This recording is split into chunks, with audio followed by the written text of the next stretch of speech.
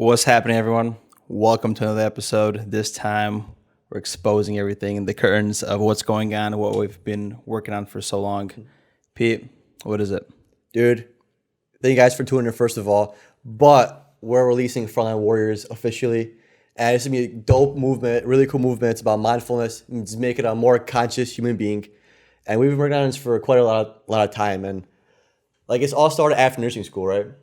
Yeah, it started back in 2018. Basically, I feel like when you're growing up, you have goals and you get persistent after things, correct? So nursing school finished and it's like, is that it? Is this everything that you want to do? Is this the only way you want to help people, correct? And you start getting ambitious about different things, right? Like that persistency you had in nursing school to crank it out and finish it and work part-time, right? Like you wanted something else and you start engaging in your environment. You start trying to find out what else is like your niche or your passion. You start how do we start? We started writing blog posts, right? It's like we started getting onto this self-awareness train and trying to figure out what is it to be healthy? How does it feel?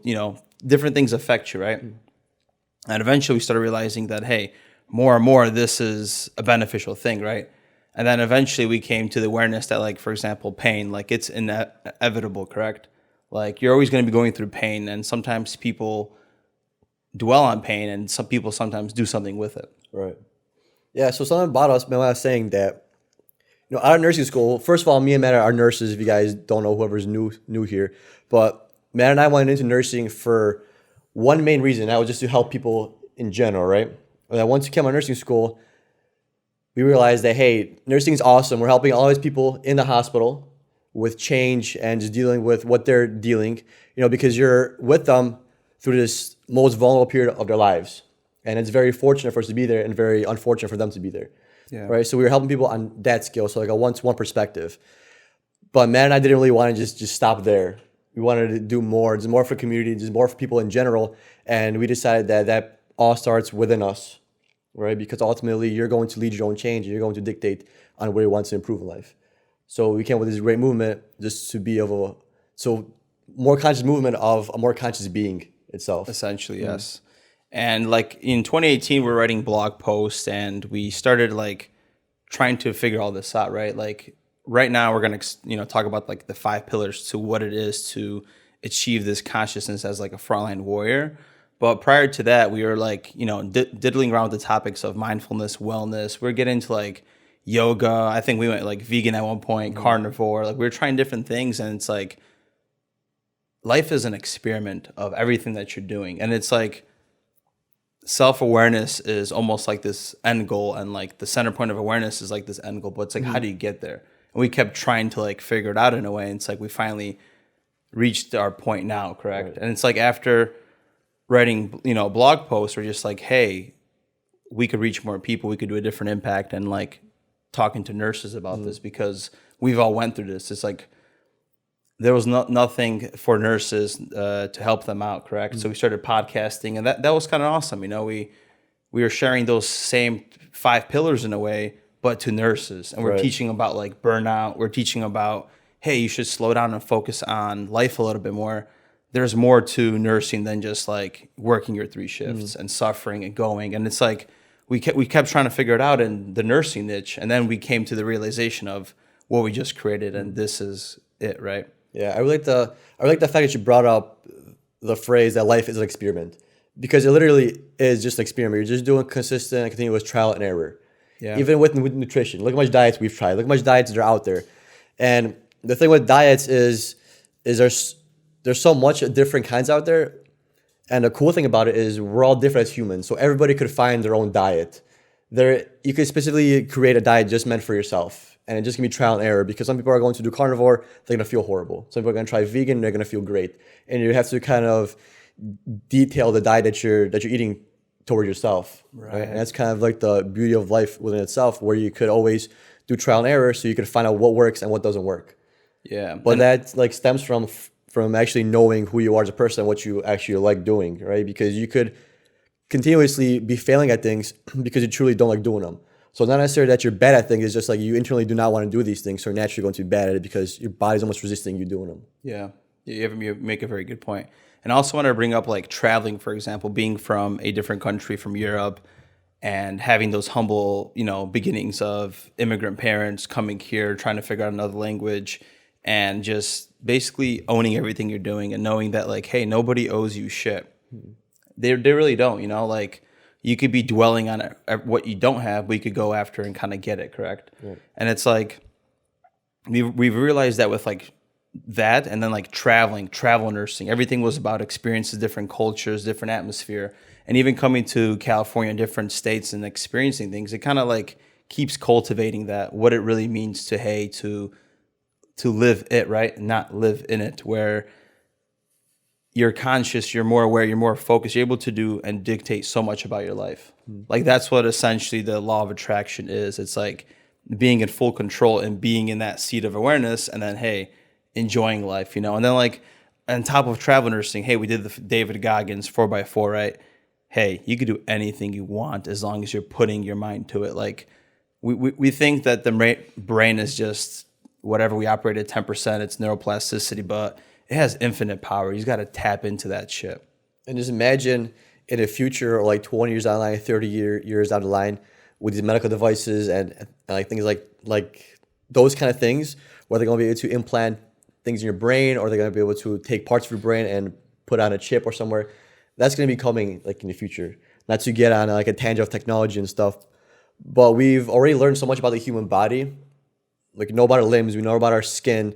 We did an episode about skin regeneration not so long ago. We know about our kidneys, our hearts, our livers. We have those pretty detailed. The only thing that's missing is the brain. So it's really cool where neuroscience is going to be, and neurobiology and all that brain stuff, because we don't really know a lot about it. So it's basically like open borders. Yeah, and you can study any parts of it. So we don't even know how powerful thinking is, or how powerful ideas are about making changes within yourself and within your brain structure. Yeah, and we discovered how powerful these thoughts are, and like how negativity impacts you, or how those like brain wavelengths, right?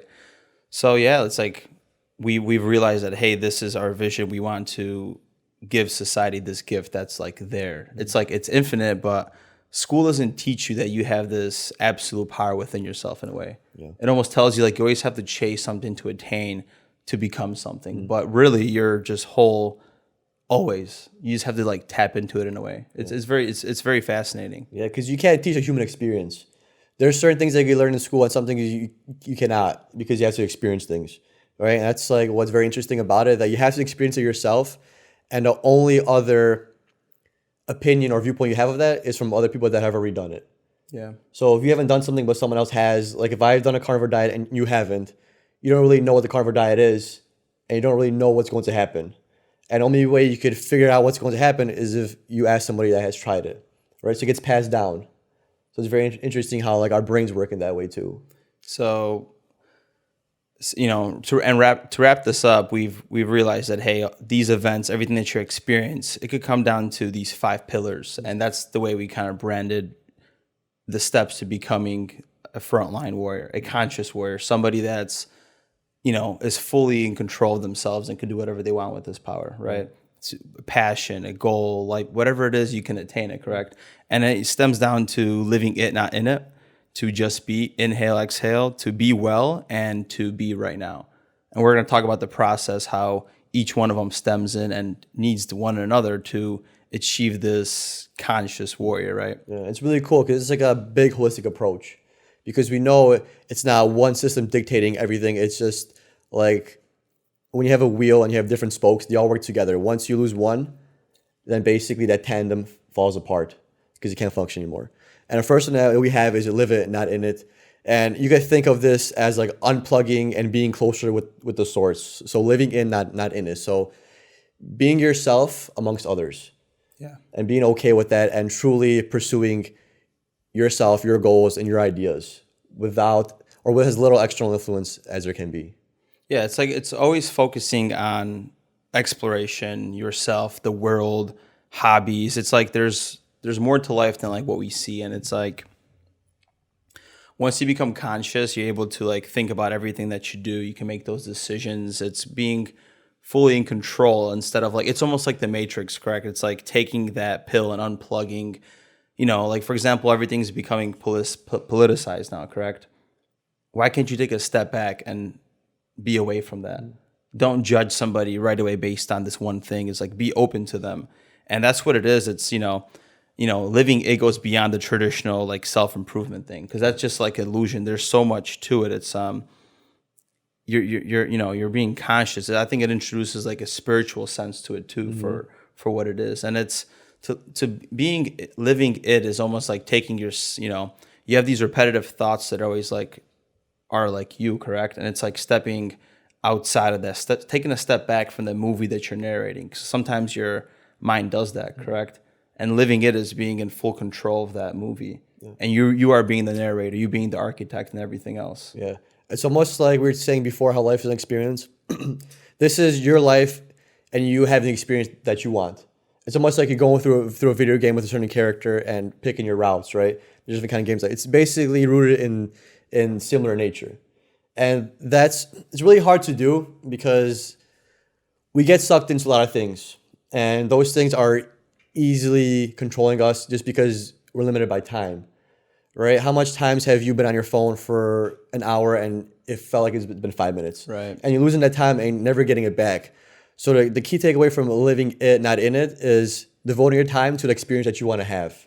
Because ultimately that time is limited because we're not sure what happens after we're gone. Yeah, and I would add one more thing, to not care about people's opinions in society, like to not be a product of society almost, because far too often we get tripped up on people's opinions and thoughts, and like even the thing they're doing right now. When you started doing it, who was listening? Probably no one. But you continued to doing that process. You kept stacking that brick till it became something. Yeah. So like to live it is like, hey, if you're passionate or want to do something, just go do that. Don't give a flying F about what people are going to say. Right. In a way. Yeah. Just go smoothly into the second pillar, just be. So this is just be content with yourself is probably like the best way to summarize this. Like be aware of your thoughts and be okay that they're there. Be okay with the things you've done and just be in a present moment. Because a lot of us miss that. How many people go on vacation and they spend more time taking pictures and making videos than actually enjoying this like medieval building or this ruin or whatever you're going to visit, this waterfall. Because nature is amazing and we're just sometimes living in it, not in it. You know what I'm saying? Like the first pillar, but you have to just be in the moment. Otherwise, you're going to miss a lot of things. Yeah, and also I would say is like when you're completely aware, correct? It's like a two-step process, and to become aware and everything, like you're always going to fall back and you always have to become aware, meaning you have this cycle where you're driving a car and you go on autopilot. Right now you're thinking about shopping. What do I need to get? How's the mall going to be? How does my hair look? Oh man, that person sped me up. I'm going to, give it gas, right? You're narrating the story. And then you broke the cycle. You're just like, whoa, yeah. I just had all these racing thoughts. This really wasn't me. It was just like my mind. And then you got to go back into your seat of awareness. You got to be back in charge of like the driver's seat, and you lose it. So like just being, it's like a continuous process. Like you always have to be aware that, hey, conscious living is everything that I do every single second. You might have a week where you just slip up, you eat shitty food, and it's okay. Just acknowledge it, feel the pain in a way, but don't dwell on it, correct? Yeah, just be, I think it really encompasses like self-awareness. If you're a really self-aware person, if you're just being, if you're practicing just be, you're the kind of person that's going to realize that, let's say somebody upsets you and you have negative intentions in mind and you're aware of those negative intentions. Like you want to say something, but you shouldn't because it's just going to escalate things or push things in the wrong direction, right? A self-aware person would realize that and understand that these actions that I'm going to put forward are going to have consequences. And are these consequences the ones that I want or do not want? So that's like the key thing of self-awareness is acknowledging your feelings and understanding the way you're feeling now and not judging yourself for feeling that way. Just because you have these negative ideas or negative thoughts about somebody else doesn't make you a bad person because you're not acting on those. Because you're not always in control of your thoughts. Sometimes you get these thoughts in your head that you're just like, where did that come from? Yeah. And you got to understand that that's completely okay. That happens to majority of people, if not everybody. And just, you're not acting on them. So it's not really you. Yeah. And sometimes journaling and things like that, like help with that, correct? Yeah. And that goes into, for example, inhale, exhale, which is the third pillar. And that's meditation. That's about your breath. That's stretching. That's yoga. Basically, being conscious of your breath like slows you down, right? It makes you pay attention. And you just breathe. You take, you feel your ribs, you feel your rib cage, you feel everything expanding, and take time to like listen to yourself. You take this breath in. Sometimes you have like this thought, somebody pissed you off, or hey, maybe you said something to me and then I was offended by it, right? And then it's like that comes into my meditation practice, but then I let it go. Like whatever it is when you meditate and you're inhaling and exhaling and having that breath, that's okay. That's your subconscious that introduced an idea, but that's not you. Don't internalize it, correct? Because your heart, it's an energy center, correct? So it's like a magnet. And that thought becomes a vibration, becomes a frequency, correct? So the more you dwell on that feeling, it's the magnet, the heart just pulls that energy to you. Like that's why in the universe, nothing is it's not good or bad. It is. It is whatever you attract. So if, let's just say you pissed me off and I think about this, and the more I continue thinking about it, the more my heart is attracting, and that feeling is becoming an emotion, because that emotion is that frequency. But what you could do in your practice when you inhale and exhale is you could just let that go. And that eventually you like feel your heart burn, and that's okay. That's that energy passing. And then you just continue with your practice. Right. And and that's a continuum as well, just being aware of it and then breaking that cycle and breaking like negative behaviors. Maybe you're breaking something that your past brought upon you, Maybe, I had a friend that did something similar and now I'm pissed at you because of that past friend. That's a past experience. That's another energy center that got activated. I just have to let it go. But you have to be aware of it when you do all these pillars, correct? Correct, yeah. People highly underestimate the power of breathing. If you don't understand how important or how powerful breathing is, you could put your Whoop on or whatever heart rate monitor you have and just breathe slowly. And look how your heart rate decreases.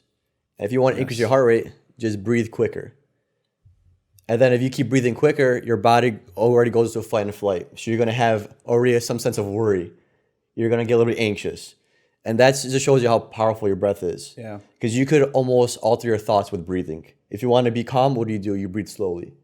If you're running a race, you breathe quicker because you need more oxygen and your carbon dioxide needs to get pushed out, right? Yeah. If you're trying to relax, you breathe slowly, right? And sometimes your body's doing it as a natural response, right? Hey, if you're preparing for a workout or you're going to meet somebody, hey, your body's just kind of like preparing because that's like a natural state. It's going to increase its blood pressure. And sometimes, we could be worried about the event or anxious about it, but also worried about the way we feel because of how our body reacting. Like, it all comes down to the nervous system, and that's what even breathing activates, right? Like the vagus nerve and everything. Yeah, it's man, breathing is something we take so for granted. But all these like yogis, these people that are Buddhists and practice meditation and yoga, like they do exquisite things and they attribute most of it to breathing. That's like the fundamental for anything. Like if you start doing yoga, the first thing they're gonna have you do is sit there, focus on your breath. Yeah. If you do meditation, focus on your breath. So it's like a crazy fundamental. It's like fundamental to not only brain exercises, but a fundamental to life. Because when you're underwater, you can't mentally suffocate yourself. You can't. Because your body's naturally going to take that breath in. Right? Yeah. You can't really suffocate yourself. You can't. Because you're going to pass out. You're going to hit your head. As long as you don't cause a hemorrhage and your brain works fine, it's going to make you breathe and you're going to wake up. Is that mind-blowing? Isn't that crazy? Yeah. And the last thing I wanted to say about inhale, exhale is that through breathing, we develop the power of concentration. And when you start learning how to concentrate, that's why people say mindfulness and meditating, that's the first step, is because once you start creating the power of concentration, you can focus on things. And one of those focused points is breathing, and then it's awareness. And being aware is literally being, if you think about it. And that's when people say that time doesn't exist, because it doesn't really exist. Like, that's why some people say that, hey, you really are the center of the universe in a way. But that's just up to discussion because some people have different views, right? Yeah. Anyways, going into like Be Well, which is a pillar about nutrition, fitness, about conscious eating. And it all boils down to, everything that you consume, correct? And I always talk about that. Like, how like in nature, everything's at a continuum? Mm-hmm. Your health is always at a continuum. So every single thing that you do consume by your five senses, you're either moving towards disease or moving towards health. But it's always happening at a continuum. Every single decision, every conscious choice that you make is moving you towards one way or the other. Mm-hmm. And that's what being well is just realizing that, hey, my body's affecting me. based on what I'm doing, how much sleep I'm getting, the way I'm treating it. Like that's the first form of self-love, or the greatest form of self-love, is technically sleep, right, for the body. Yeah. And it does so much. You know how that feels when you have like an all-nighter night shift, you go vlog or something, you feel like you're a zombie. Oh yeah. Had that a few times. But Be Well can be seen as more of the physical pillar out of these 5: nutrition, exercise. This is like a big holistic approach. That's what like the one thing that I don't like about hospital nursing, you could say, and just like Western medicine, is that they usually segment you, right? Usually they don't focus on you as a whole, but you have different teams for different systems. Like you have cardiology, you have nephrology, you have pulmonary, and they just worry about fixing their own thing. Everyone fixes their own, the heart, the lungs, the kidneys or whatever, and no one actually looks at the whole person. And they just sometimes point fingers like, hey, this is causing this, so we got to fix it. Your kidneys are affecting your blood pressure, so we got to fix your kidneys, and then your heart's gonna have a smaller workload, so it's gonna get better. But no one ever like tries to put it all together as like a whole approach. And it's kind of interesting about Eastern medicine that they do take a holistic approach. And like we said before, a lot of it starts with breathing. So obviously there's a physical component to all this mental training that they do. Yeah. Right. So nutrition, exercise is the main thing, because that keeps you physically alive. And longevity is going to be on your side if you have a healthy diet and a decent and functional activity in your life. Right. And then also discovering like epigenetics. You mentioned in the hospital, we always thought that, hey, my grandma has diabetes, my mom has it, I'm going to have it, correct? We always thought that diseases, progression, and like genetics are fixed. But we know now that, hey, 50% is genetic information that won't ever change. That's just you, correct? That's your genetic makeup. But also you have 50%, which is epigenetics. And we've realized that, hey, our genes regulate on and off based on environment, based on environmental factors and things like that now. Yeah. So, hey, being well is consciously eating, because those things affect you. Like I said, the continuum, that's what it is. It's these cells regulate on and off based on everything that you're eating. Yeah, it goes back down to like the nature versus nurture. Are you predisposed to certain things just based on your genes and you're already pre-programmed to do certain things? Or do your genes are regulated by what happens in your life? And it's interesting to think about this concept, because as we move on with modern medicine and technology and how we progress as humans, we start to discover mechanisms that are able to turn off certain genes without altering the DNA. So that kind of almost shows you that we're not just bounded by our DNA.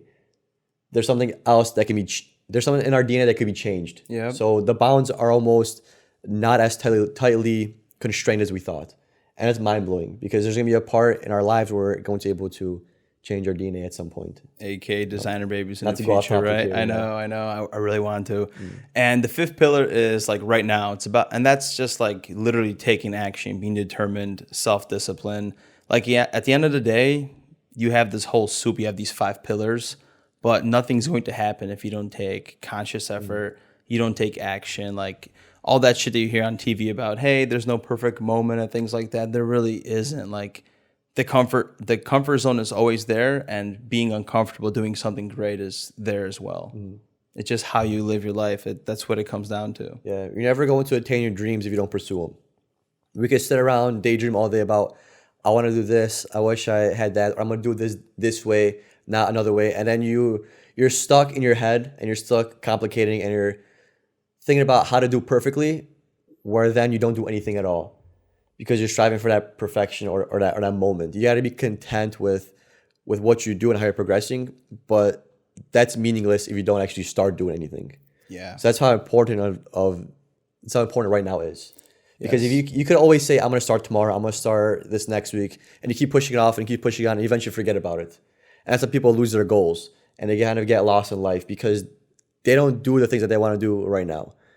And then just keep pushing off to the side where it never gets done and just gets forgotten. And then also like realizing that pain is always going to be there, like I said at the beginning, right? It's either you do the pain of doing the work or not doing it and just feeling shitty about it. Like even doing the 4x4x48, right? Hey, we weren't ready for it, but we still just proceeded. Right. You just go through the motions. And now that, hey, callous is your mind, you have this chip on your shoulders that whenever there's a tough time, you could look back at it. Now you know you're more willing to do this. You know you have the discipline. You already have the energy to, you already possess it. You can do this already. Yeah. But it's just that inner self game. Right. Like you're going to struggle anyways. If that's the struggle for doing the change, or like Matt said, the struggle of regret. It's going to suck either way. So why not pick the better of the two and just start doing things that you want to do right now? Hell yeah. And these are the 5 pillars. And if I think if you base everything together, just like we say in medicine, the holistic approach to your health, like this is the holistic approach to the mind, body, and spirit in a way. And through these 5 pillars, you practicing consciously living it and being in it and hailing and meditating and all the fun stuff, whatever you do, like you'll achieve a conscious warrior mentality. Right. And this is like open source because we don't know everything about the mind. We don't. So something crazy could come up, a new technique or a new meditation practice that are widely open to exploring, and it could change somebody's life. You know, so that's why we started Frontline Warriors, because first of all, this is for everybody.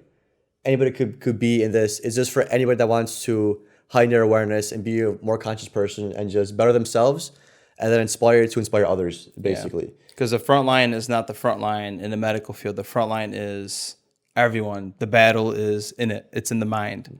You have to fight, and you know, in order to be successful, do whatever, you have to fight the inner battle, correct? And that all starts within. So once you win the inner battle, you could start doing things externally. Right. You could start being selfless. You could start helping people. But how can you help other people if you can't help yourself? Right. It's just like in a relationship. How can I make you happy if I can't make myself happy? We're gonna be miserable. Yeah. You know what I'm saying? That's just how things don't work, you know? Right. And the beauty of it is if you've learned how to make yourself happy and how to bring out self-actualization, you actually pass that down to somebody else. And you explain to them how you did it, how you found your passion or how you achieved your goals. And they might have an impact on somebody. And then they might be able to reach self-actualization and actually be happy and content with the life they're living. And it just goes down and it keeps going and it keeps going and it keeps going. And that's the beauty of it, because even though I might not do exactly what Matt told me, I might take away something from him that's going to make me a better person. It's like a recipe.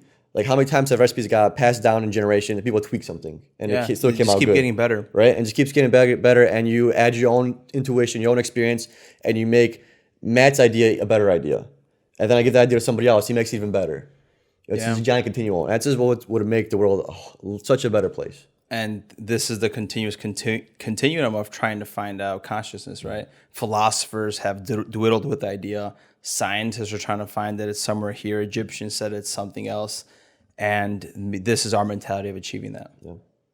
Thank you, everyone, for tuning in. We appreciate your time. We have some big and amazing news coming up. But Matt, where can they find us? We are frontlinewarriors.com on Instagram, Facebook group. We're going to have a lot of cool things coming out. Merch. We're going to have different releases of merch. We're going to have some live stream sessions. We're going to get a yoga instructor and meditating instructor. Like, we're going to have some fun. So don't forget to stay up to date on wearefrontlinewarriors.com. Hope you guys enjoyed this episode. See you guys next freaking week. See ya. Peace.